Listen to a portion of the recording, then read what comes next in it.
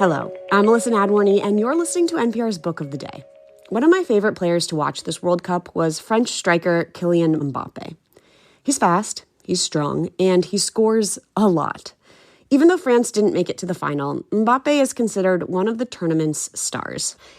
ESPN soccer correspondent Julien Laurens has written a new book called Kylian Mbappé, the Definitive Biography, detailing the soccer star's life growing up in a suburb of Paris and becoming a sports prodigy at a young age. Here and Now host Scott Tong spoke with Laurens before the World Cup final, a game where Lionel Messi went scoreless, leaving Mbappé to win the Golden Boot, the award for most goals scored in the tournament. This message comes from NPR sponsor Carvana. Carvana believes selling your car should be easy. Get a real offer down to the penny, picked up from your driveway. You may keep waiting for a catch. There isn't one. Sell today at Carvana.com. Pickup fees may apply. This message comes from Mint Mobile. If you're tired of spending hundreds on big wireless bills, bogus fees, and free perks, Mint Mobile is for you. Shop plans at mintmobile.com/switch. Taxes and fees extra. See Mint Mobile for details. Soccer fans are still buzzing over Spain upsetting France yesterday at the World Cup. So La Roja are on to the final match Sunday against Argentina or England. They play today. As for France, well, it now settles for the third-place bronze medal game on Saturday. Although French star Kylian Mbappé is still in the hunt for the Golden Boot for the most goals. He's got 8 goals so far. Joining us to chat World Cup is Julien Laurens, ESPN soccer correspondent and author of the new book, Kylian Mbappé, The Definitive Biography. Julien, welcome to the program. Hi, Scott. Hi, everyone. Thank you for having me. Good to talk to you. So France was favored yesterday to win, get to its third straight World Cup final. I'm sorry for you for this, what happened, but what did happen to Mbappé and his team?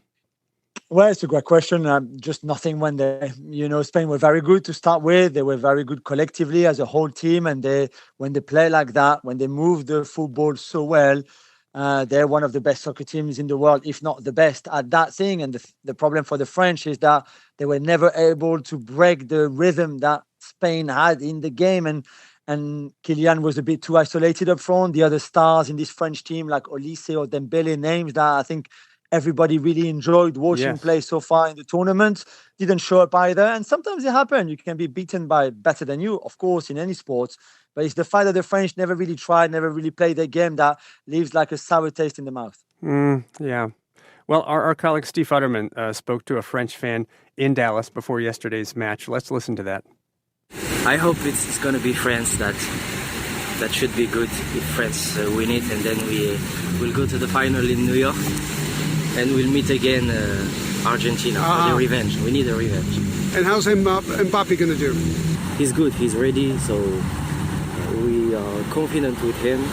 100% guarantee? No, 97. 97. Okay. 97. 97, Julien. You have spent years covering Mbappé. You've written this book. How do you think yesterday's loss may be impacting him? Well, I mean, he was disappointed, obviously, especially as the French captain and the leader of this team, and on the back of a very good World Cup personally and as a team. So I think he was disappointed for the fans too, for the whole country. Yesterday, was our Bastille Day, so July 14th is very important for us too. So to have that non-game, in a way, that bad performance on that day, made it even more, I think, difficult to deal with. But he's 27 now. He's had disappointments before and always bounced back from them. But it's true that this was a big opportunity, not just to win that game yesterday against Spain, but to go all the way and win another World Cup. And that will hurt massively. Yeah, Mbappé, of course, as you say, in his prime, 27 years old now. You've written about him. How has he matured as a person, as a footballer? I mean, he won the World Cup when he was 19. That was incredible in 2018, 8 years ago. And since then, he's become one of the greatest soccer players in the world. The goals he scored, the personality that he has.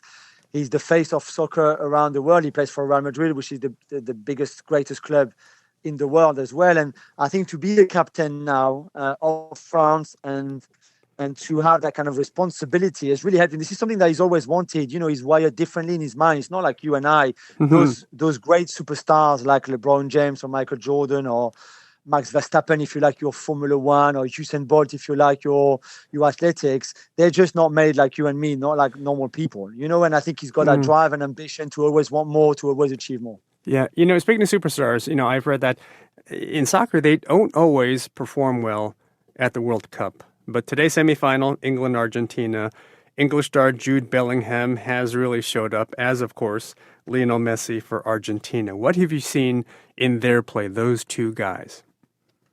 Yeah, character. I mean, super talent, obviously, both of them. And Messi is the greatest soccer player of all time. For me, there's no doubt ahead of Pelé, Maradona, and whoever else you want, really. Bellingham is different. He's much younger. He's only 23 years old when Messi is, towards the end of his career. But Bellingham has the physical power, the technical ability. He's a smart player. And so far, he's been carrying England, certainly in the last two games. So it will be a great contest between Argentina and England because of everything historically that happened on the football pitch, but also off the soccer pitch in previous years. So it will be, I think, a special one that you don't want to miss. Yeah, and Jules, we have a little less than a minute here. The winner of England-Argentina plays Spain. Either way, do you think Spain are the favorite?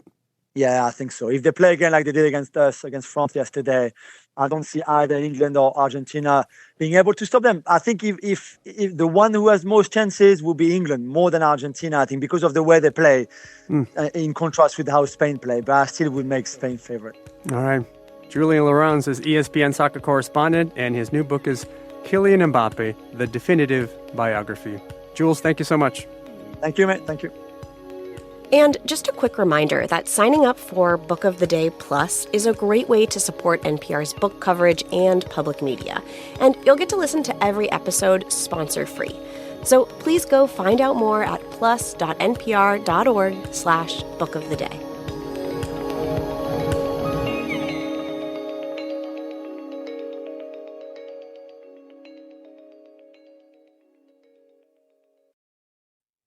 This message comes from Jerry. Are you tired of your car insurance rate going up, even with a clean driving record? That's why there's Jerry, your proactive insurance assistant. Jerry compares rates side by side from over 50 top insurers and helps you switch with ease. Jerry even tracks market rates and alerts you when it's best to shop. No spam calls, no hidden fees. Drivers who save with Jerry could save over $1,300 a year. Switch with confidence. Download the Jerry app or visit jerry.ai/NPR today.